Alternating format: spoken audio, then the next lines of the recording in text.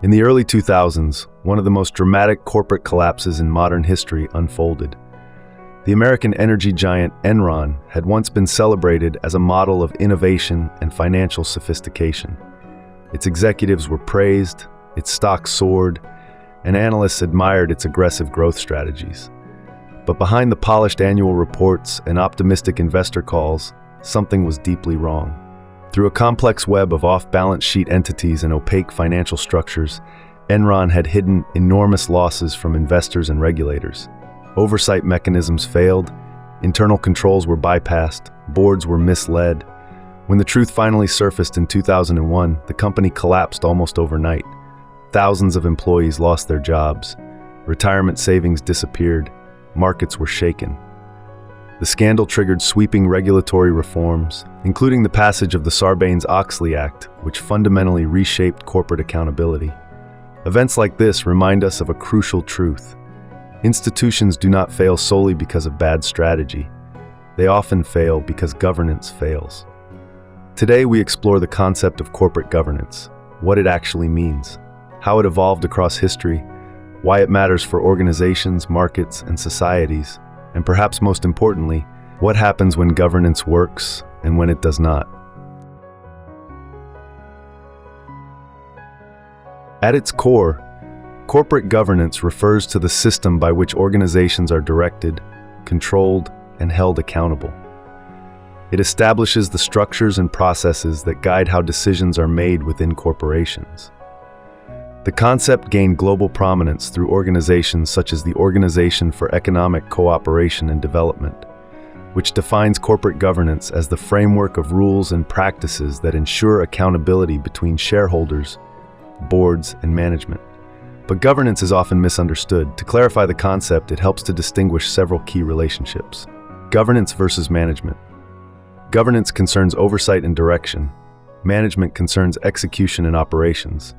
Boards establish policies, define strategic direction, and monitor risks. Executives implement those strategies and manage daily activities. Oversight versus execution. Oversight ensures risks are identified. Controls are functioning. Ethical standards are maintained. Execution focuses on delivering products, operating systems, managing teams. Policy versus control. Governance frameworks typically include policy structures, rules and expectations, control mechanisms, monitoring, and verification. Together, they create the institutional architecture that ensures organizations operate responsibly. Without governance, power becomes concentrated. Without oversight, accountability disappears. Although corporate governance is often viewed as a modern concept, its origins stretch back centuries. Early forms of governance appeared in trading enterprises such as the Dutch East India Company, founded in 1602. As one of the first publicly traded companies, it introduced structures that resemble modern corporate governance: shareholders, supervisory bodies, reporting obligations. However, governance practices remained informal for centuries. Industrial Revolution. The Industrial Revolution dramatically changed the scale of economic activity. Factories expanded, corporations grew larger, ownership and control separated. Investors owned companies, but managers ran them. This separation created what economists would later describe as the principal-agent problem, the risk that managers may pursue their own interests instead of those of shareholders. 20th century corporate expansion. As corporations became global economic actors, governance frameworks matured.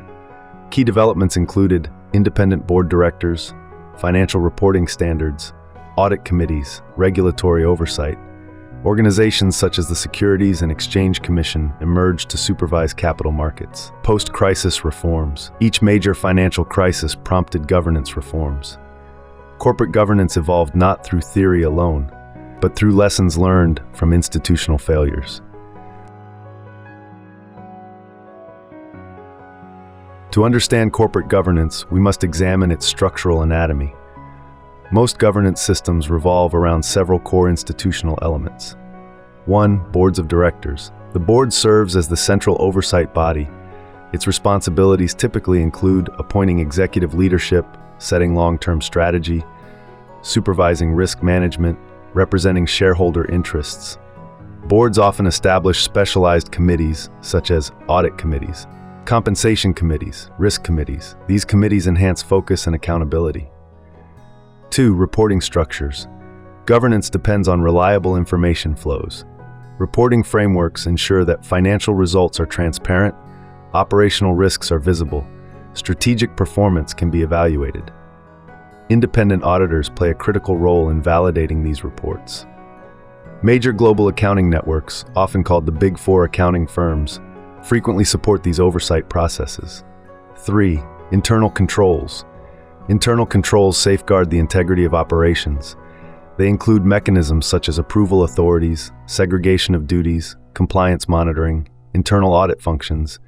These systems reduce the risk of fraud, errors, and mismanagement. 4. Risk management frameworks.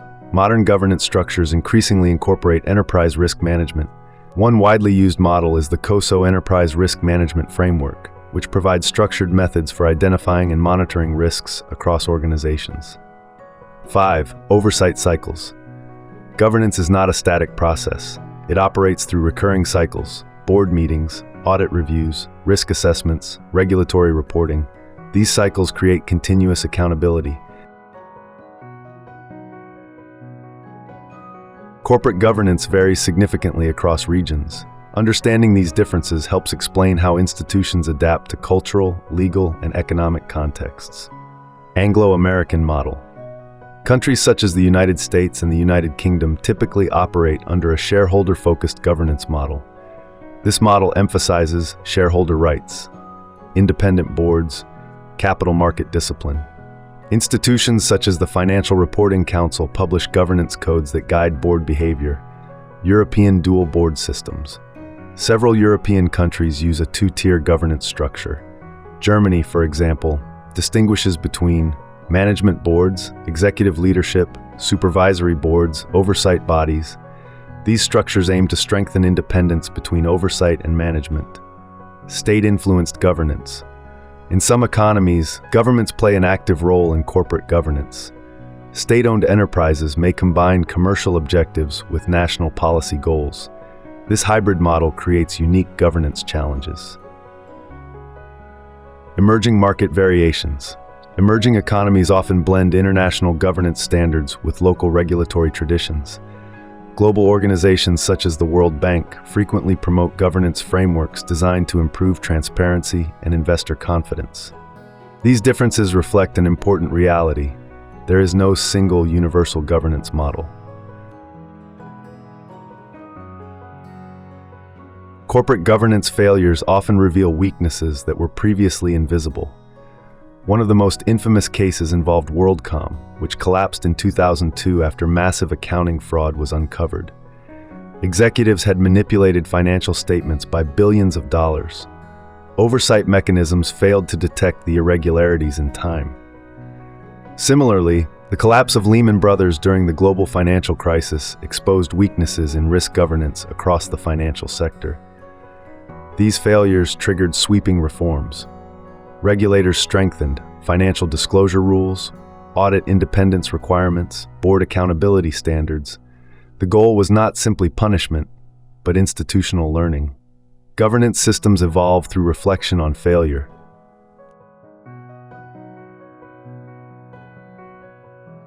Today, corporate governance faces a rapidly changing environment. Digital transformation. Organizations increasingly rely on complex digital infrastructures. Cybersecurity oversight has become a board-level concern. ESG expectations.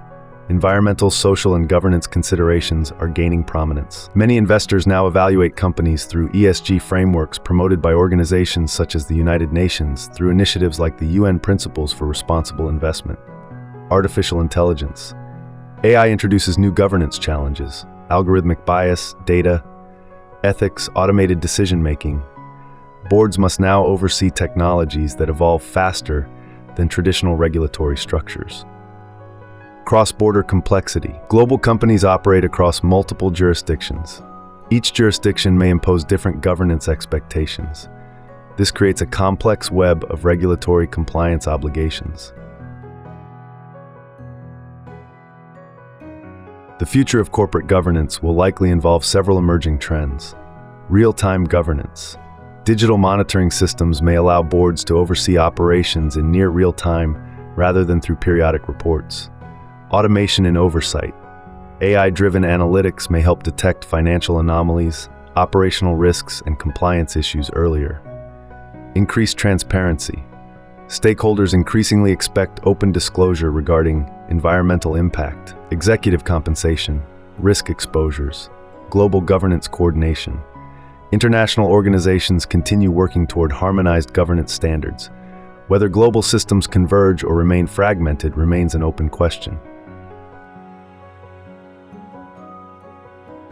Corporate governance is often described through charts, policies, and regulatory codes. But at its core, governance represents something deeper. Governance is the architecture of accountability. It determines who makes decisions, who oversees those decisions, who is responsible when things go wrong. Throughout history, governance frameworks have evolved in response to complexity, crisis, and innovation. From early trading companies to global multinational corporations, the challenge has remained the same.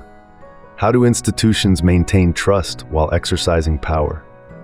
Understanding corporate governance allows us to observe organizations more critically, not just how they perform, but how they are structured to ensure responsibility. Because ultimately, the strength of any institution is not measured solely by its success, but by the integrity of the systems that guide it. Thank you for exploring this topic with Governancepedia. If there are governance themes you would like us to examine in future episodes, we welcome your suggestions. And as always, continue observing how institutions are governed.